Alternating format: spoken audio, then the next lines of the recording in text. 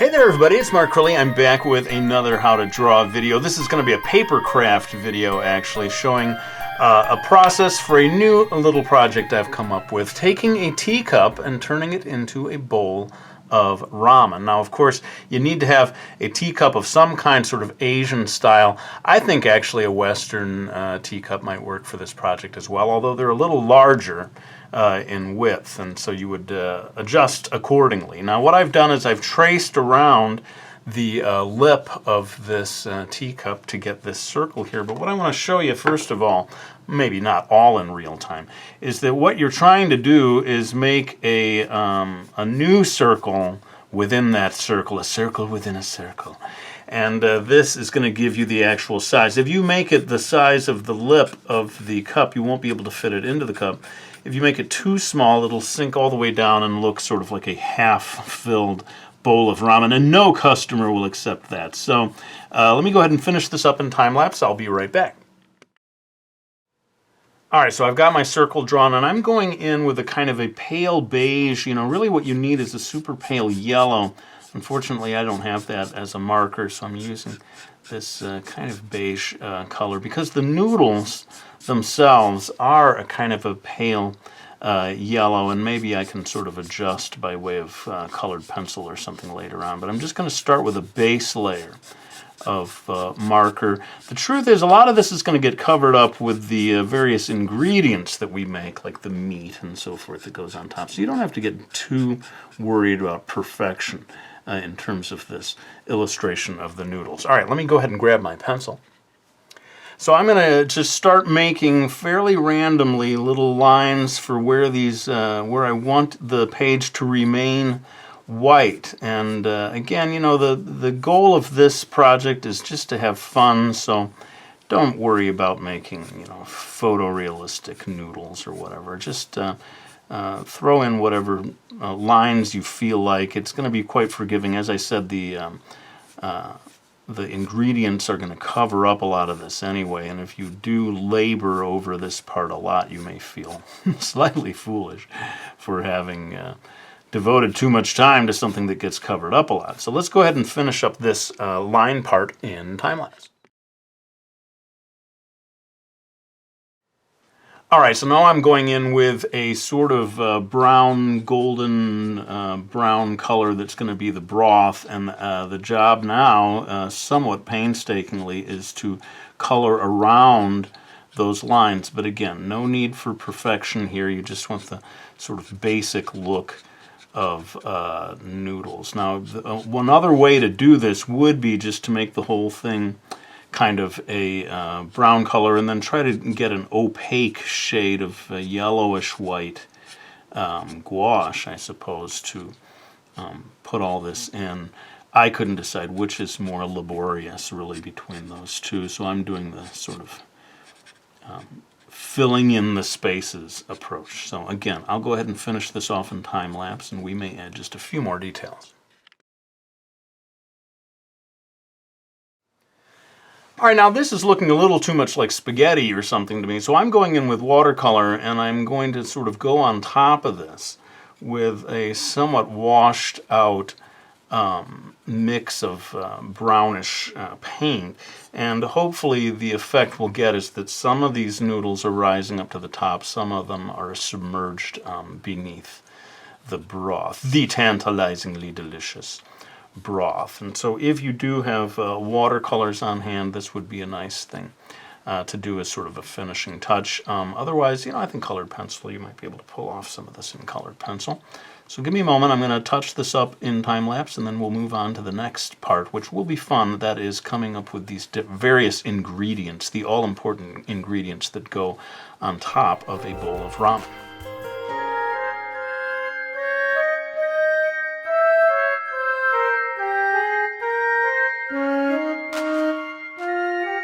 Alright, well, speaking of colored pencil, you can see I couldn't resist going in with a little colored pencil myself just to add a little more detail.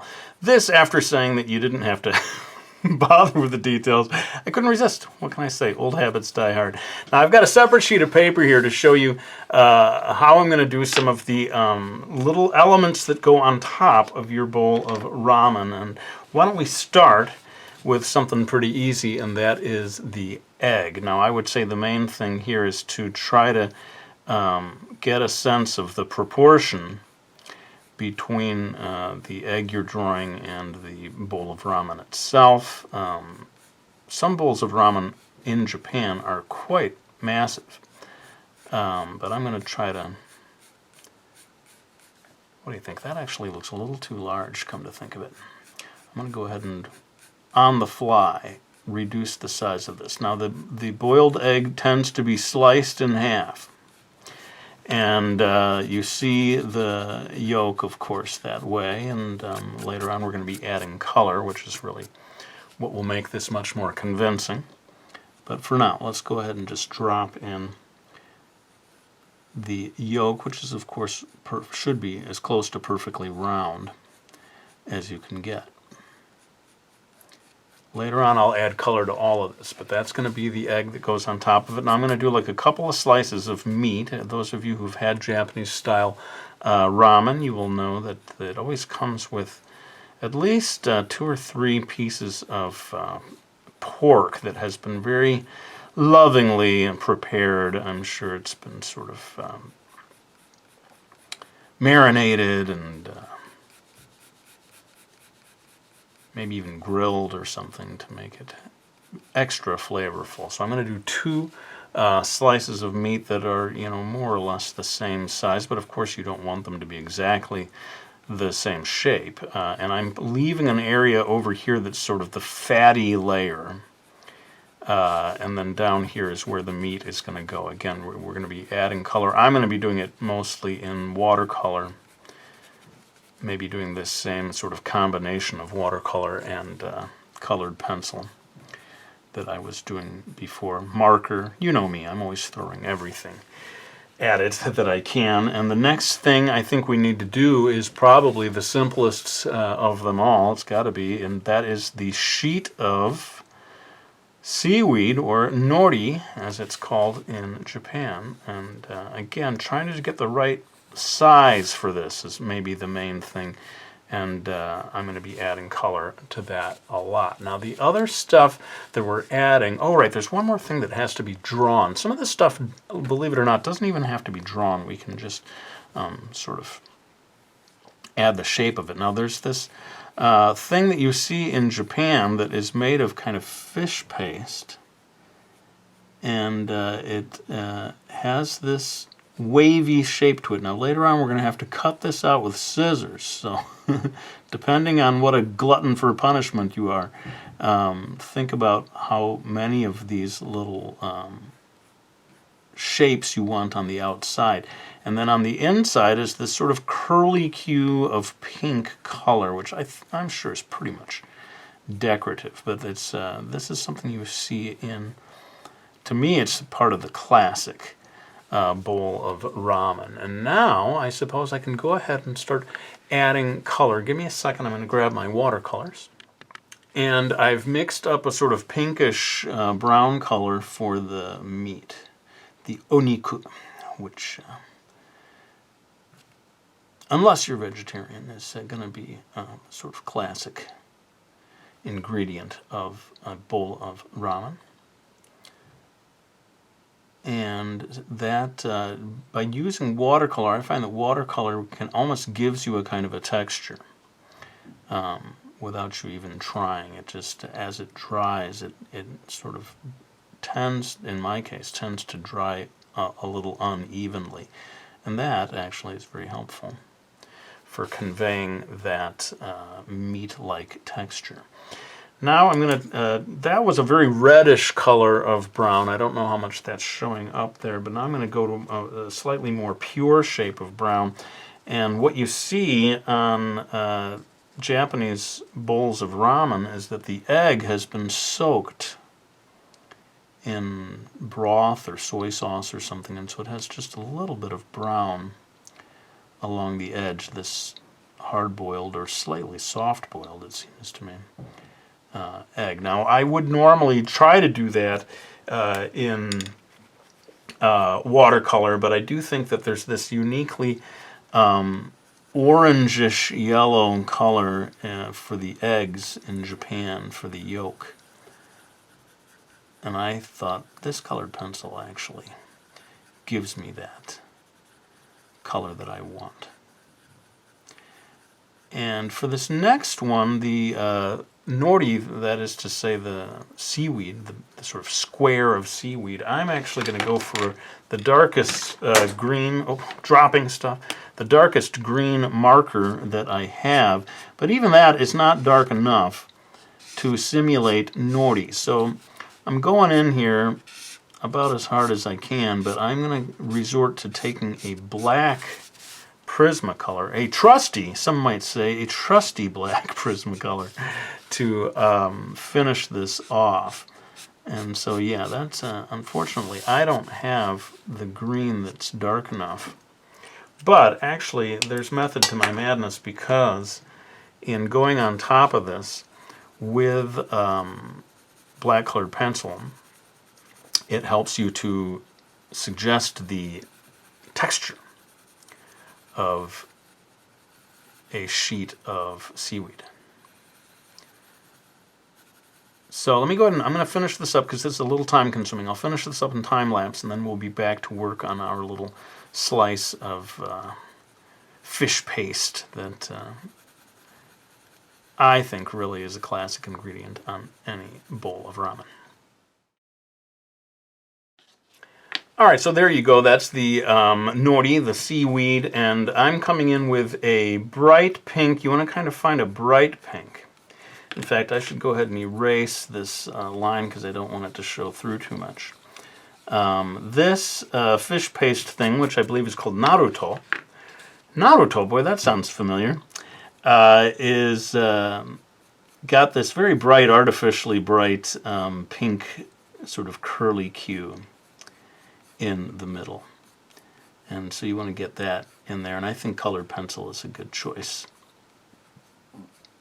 for adding that one. And I'm going to grab a brown colored pencil and add just a bit more texture to the oniku, the pork here. One thing I think I forgot, and I could have done in watercolor, but I'm going to do it now, is the sort of exterior of that sort of braised pork does get a little dark, so that when they slice it, you get a little brown crust-like line there along that edge. But yeah, colored pencil is good for adding just a bit more texture, and this sort of grain, I suppose you would say, of actual meat. And the next thing is kind of fun because it requires... whoops, I'm sorry if I forgot I went off the screen there. The next thing is kind of fun because it requires truly no drawing skill at all. I'm going to take a green marker, and I am just going to make a patch of green in a roughly rectangular shape, and that's going to be what I use for cutting with the scissors a sort of green onion type of material. And then, hang on here, I hope I've got the right shade here. I'm going to test it out just to be sure. No, I don't. Hang on a second, I got to get the right marker for this. This is another one that's quite similar. It is, in terms of the technique we're using, and we can just sort of brush it on with this brush marker, but this is this bamboo shoot material that you see. I think it's called menma when you see it on a bowl of ramen, and again, just a sort of roughly rectangular shape should do the job. Now, the one last thing that I want to do, which I think is really going to be a lot of fun and kind of be the finishing touch of this project, is to create a little paper holder for chopsticks. And these chopsticks, you can probably recognize, are really just toothpicks, except I took the scissors and I kind of clipped the very tip there. But what I would advise you to do is get your pencil, and if you like a ruler, and try to measure the proper size of this thing, and then I'm going to show you how we can make our own little chopstick cover, I guess you would call it. Okay, so the main thing is you want to look at your chopsticks and figure out the height of and width of this thing based on your chopsticks. You know, they make them so that they will kind of, whoops, pop out of the top of the cover. Those of you who've seen these things at restaurants, you could get real picky with this if you want to in terms of the right angles. I'm kind of doing it all on the fly here with my seriously cruddy ruler that I've been using for years, even though it's like half broken. And once you've figured out the height of that, I'd say like right around there, because you want it to, you want these to be visible across the top. Then you can come over here and again trying to keep it roughly parallel. My style is that we need two that are almost the same width to make what I'm trying to make. And then one that I'm just going to sort of wrap around the back, and I'm making it of considerably smaller width. And then what I've noticed in a lot of these restaurants that have these paper chopsticks holders is that there's this slightly diagonal cut there that is for the front of it, okay? Now I'm going to go ahead and grab a marker, and I'm going to try my best, especially in this area up here, let's see if I succeed, to have it not go all the way through the paper, because this is visible when you fold it around, okay? So I'm going to I'll go nice and thick here, but when we get to the top, I'm going to just go light. And then I don't have to worry quite so much about this one because it is not going to be visible. I'm going to go ahead and more carefully color that in, like so. And then the last one, again, I don't think anyone's ever going to see this one, so you can be pretty casual about coloring that in. Again, if you did this with watercolor or with colored pencil, then you don't have to worry so much about the color going through. Now, I failed to mention, but all of this is being done on Bristol, smooth surface Bristol. If you tried to do this on paper, it's gonna be very flimsy, all of this stuff, and that's why I've chosen to do it. Now, what I want to do now is show you quickly how I want to just write the word ramen like you would see on a ramen restaurant using the actual katakana, I guess it would be, as a finishing touch here. Those of you who have studied Japanese, you are going to recognize these letters. This is the first one, ra. And I'm trying my best. I looked online and saw some reference for the way that ramen tends to be written in like Japanese restaurants on the signage and different stuff like that. And this isn't perfect, but hopefully I'm getting in the ballpark. And then me, this is just making it longer, ra. And then the me part is me. I'm not really saying that quite rightly.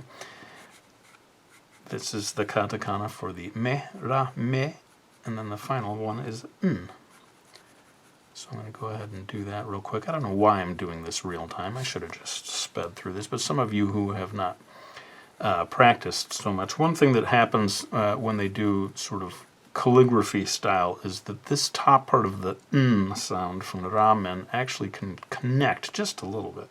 Just a thin little line that finishes that off.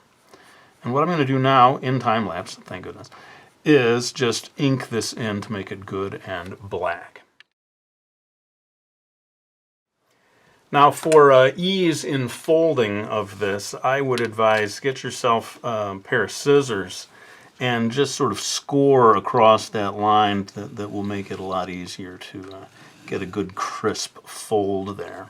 And I'll do the same thing with this next one. When we cut it out, that'll make it a lot easier to fold this together into a nice little chopstick cover. And well, I think we can go ahead then and begin the cutting out part of the process. I'm going to go ahead and time-lapse. I'll cut all of these out because it's pretty simple, and then with these I'll do it real time because the way that you do it with the scissors is actually how you produce the final effect.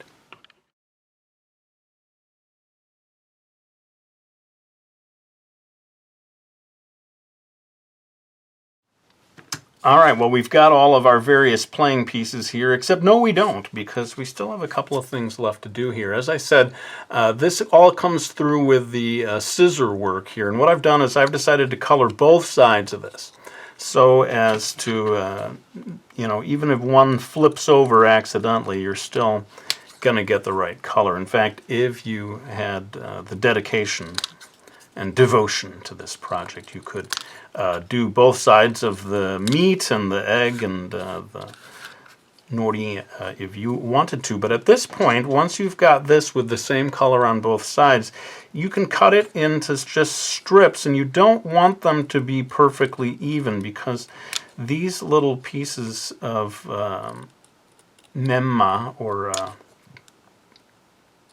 bamboo shoot, are actually never perfectly even in real life. They always have a slightly uneven shape to them, but they have been cut into strips, you know, by the human hand. And so you can start to see how that's going to work as something that floats on top of the ramen. And then, of course, when we get to the green onions, you're going to have to be even more adept with the scissors, because you're going to be cutting these things into very thin strips. And so it's helpful, again, if you've got both sides. That one doesn't look like it got all the way colored. You got both sides colored, then you're not going to have to worry too much about how this goes. Now, I'm going to temporarily move all of this stuff to one side and just show you.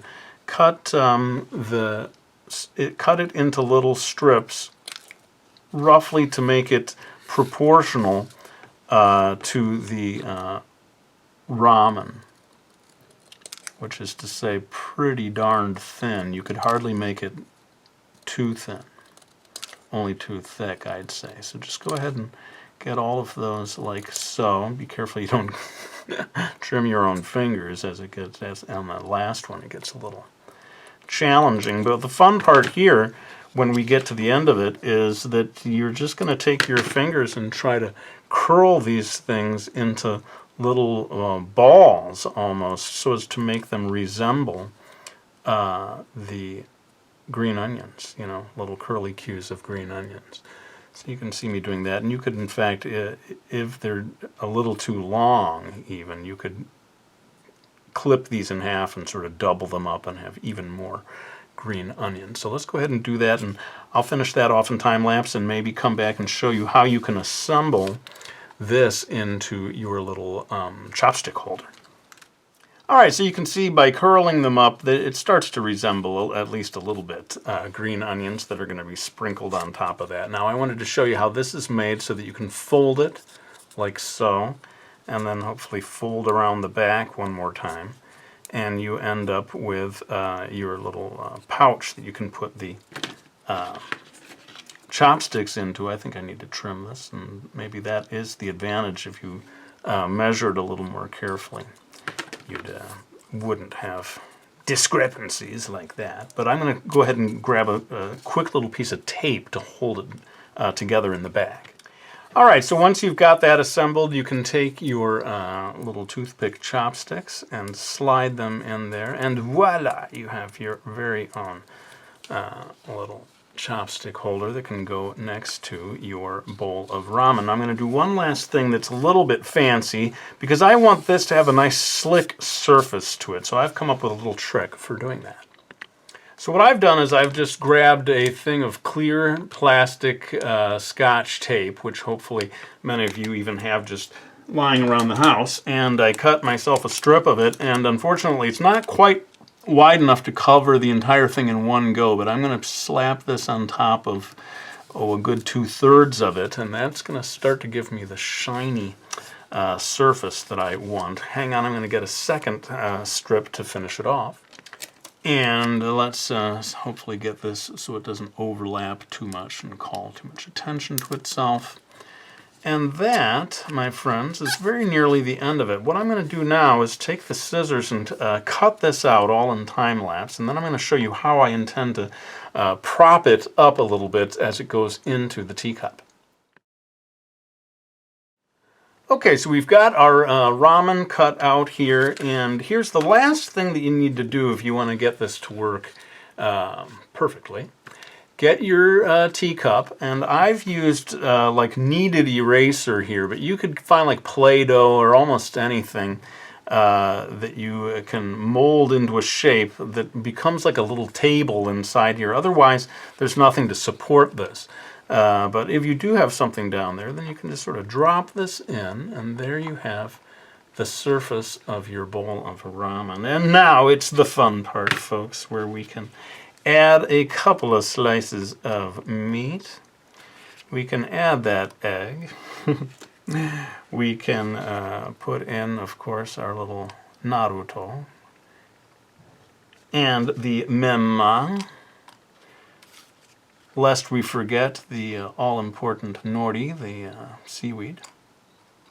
I think the egg should be on top of that, though. Let's see if we can get that to go on top. And finally, last but not least, our little curly cues of green onion.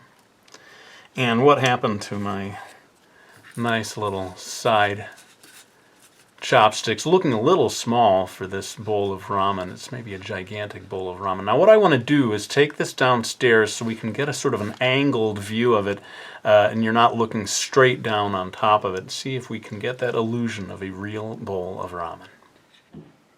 Okay, we're almost ready to do the big reveal, but before we go, I always like to thank everyone who's supported me by getting any of my books, like The Drawing Lesson, a graphic novel that teaches you how to draw, The Two-Pencil Method, and of course, Mastering Manga. But enough of my silly books. Let's have a look at our crafty bowl of ramen.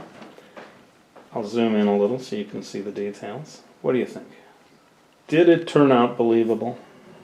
Close enough. Anyway, let me know if you want to do something like this. Best place to show it to me is on Twitter. Twitter.com/Mark Curley. I would love to see if anyone else takes up this teacup ramen bowl challenge. And until next time, let's go ahead and wind this one down. I want to thank you all for watching this video. I really hope you enjoyed it. And I'll be back with another one real soon.